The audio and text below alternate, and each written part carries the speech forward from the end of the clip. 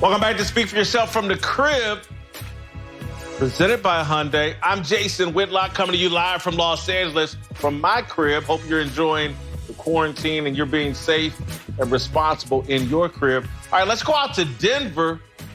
We don't have Mark Schlereth by Skype, but we do have him on the phone. And Mark, Kirk Herbstreit made some interesting comments last night on ESPN Radio with Freddie Coleman. I want to read from it directly.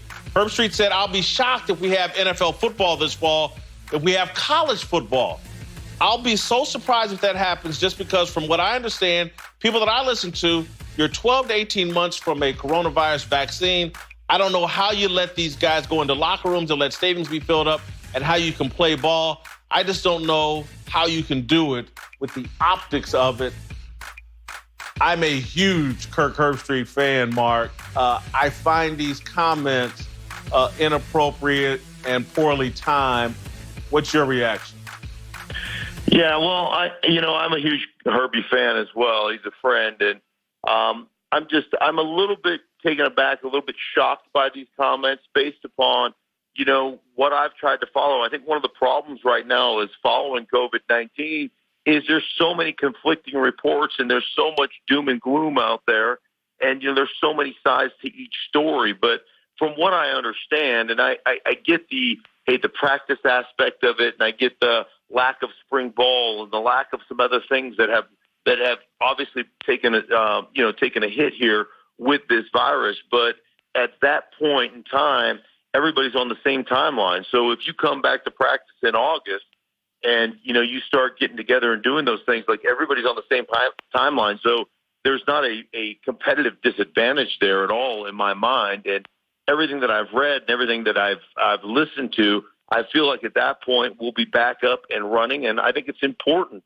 to be able to go out there and compete to do those things. So hopefully that's not the case. And from everything that I've gathered and read and listened to, I don't believe that's going to be the case. I believe we'll be playing football on schedule. Listen, I think Kirk Herbstreit is one of the best voices in football. I think he's one of the most respected voices in football. I think he's one of the most important voices in football. And that's why I have a problem with these comments. And again, I think the guy is smart. I think he's well-intentioned. I think he's great.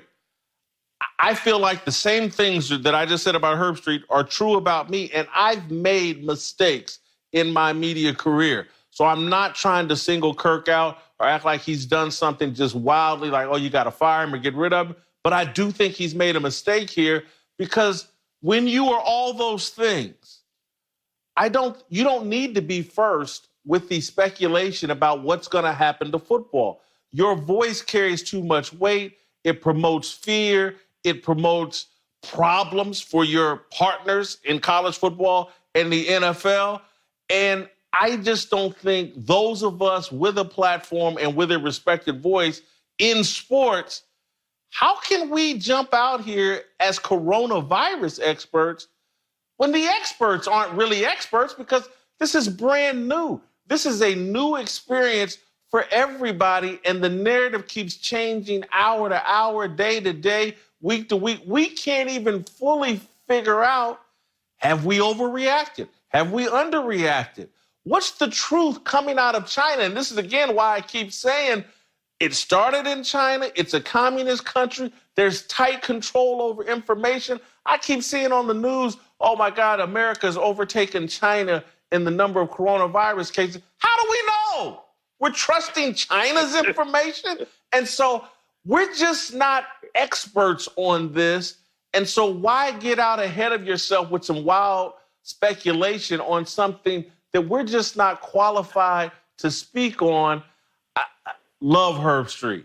Again, I think if he... Go ahead. I'm sorry. No, I was just going to say, I'm with you 100%. I absolutely love him. He's a great dude. He is a friend. Here's the deal, though. When people call my local radio show in Denver or text into my local radio show and try to tell me something about playing offensive line and their accountants, what I say to them is, you know what, why don't you get in your lane, because you don't know what you're talking about because you've never actually played it. Just like I don't come to your office and tell you about the new tax code because I ain't got no idea about the new tax code. So when it comes to coronavirus, man, I'm going to sit back and listen to the experts, and I'm going to try to garner the best I can the information that's presented to me from the experts. But you're 100% right. Like, this is a new thing that we're going through right now as a country, as a world, and I'm going to rely on their expert opinions as much as possible. And the expert opinions to this date have not coincided with what Herbie is saying as far as the college football season and potentially pro football season being canceled. Mark, you don't have to go where I'm about to go, but I'm going to give you that. You can pass on it or you can address it however you want to. But again, I have worked at both places, ESPN and Fox, so have you. This is my issue with ESPN, and I don't blame the current leadership there. They're trying to fix a problem that wasn't their own creation. But ESPN doesn't know how to properly support football. ESPN doesn't know how to properly celebrate and nurture football while still being credible journalistically. I'm not saying, because again, I'm a journalist at heart. I'm not saying you let the NFL and football get away with everything and you just put on blinders. But there is a way to be supportive of the league and supportive of football without causing the league or being unfair to football. And so again, I think Kirk Herbstreit loves football. I know he does. But when you sit in that culture at ESPN where there's a hostility to football and where you're not surrounded by people who love football and where the leadership to me is struggling, trying to get their arms around a problem that wasn't their creation, a bunch of people and again, this is where I say Kirk Herbstreit is smart. I know it. But again, when everybody on your network, and there's a bunch of people on your network who have no connection to football, but they keep running them out there and letting them have opinions about football and a bunch of sports they know nothing about, never participated in, never covered in a real way. Again, I've seen people given massive platforms that never covered a team, never been in an NFL locker room as a legitimate journalist. This is what happens, and this is how good people get swept up in that culture and do things that aren't appropriate given their stature, status. And so I would just ask Kirk Herbstreit, as someone who truly respects him and thinks he's good for the game, back off on this. Don't double down on it. Let the experts be experts. Let Roger Goodell and the people running college football, let them be first. Let them tell you what's going to happen to football as it relates to the coronavirus, rather than those of us spouting from our couches at home that really, all our information's coming from TV. We're not experts on this. That would be my advice to Kirk Herbstreit. Well, I agree with you from the standpoint of we're not experts on this, so let the experts be the experts.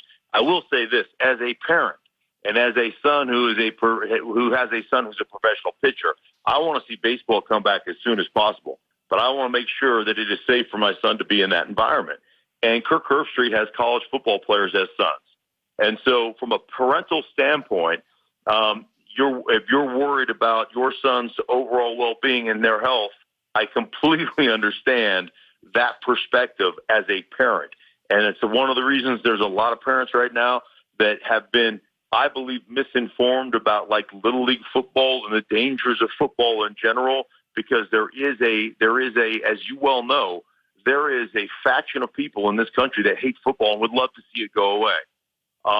And that bothers me about the game, and the game has taken a hit because of that faction of people. But I totally understand it from a parental standpoint. I want to keep my kids as safe as possible. I want to make sure that if they go back to that environment, that they're not going to be, that there aren't going to be any consequences other than the normal consequences of playing football. So that part, from a parent standpoint, I completely understand. Mark, and this is why I'm glad to have you on the show, because you've raised a hell of a point. And I'm glad you raised it, because the experience you're talking about that Kirk is having with his sons that play, I think, at Clemson, obviously your son, a professional baseball player. I'm not a dad. You've raised something that I'm sure factored into what Kirk Herbstreit said during this radio interview. he's just a dad speaking as a dad, and there's some concern there for his kids and his family going to his son's games, and he's thinking about all of that. But only thing I would say, and I'm glad you raised the point, it gives some context and some clarity on what may have been going through Kirk's mind. But when you speak as a dad, don't do it in front of a radio microphone when you're at that level that he's at. He's got to remember when he gets on radio, again, those comments are going to be picked up. Now, if he wants to have these conversations among his family, in private, all that, I get it. But I'm glad you raised those points, because that is something, that's a blind spot for me that I'm sure there's a lot of parents out there like Kirk Herbstreit, like yourself, worried about their kids and making sure they're in a very safe environment. Thank you, Mark. We'll have you back later in the show. But up next, LeVar Arrington's coming back. We're going to talk some Deshaun Watson. Watson keeps sending out these cryptic tweets. We'll tell you what to make of them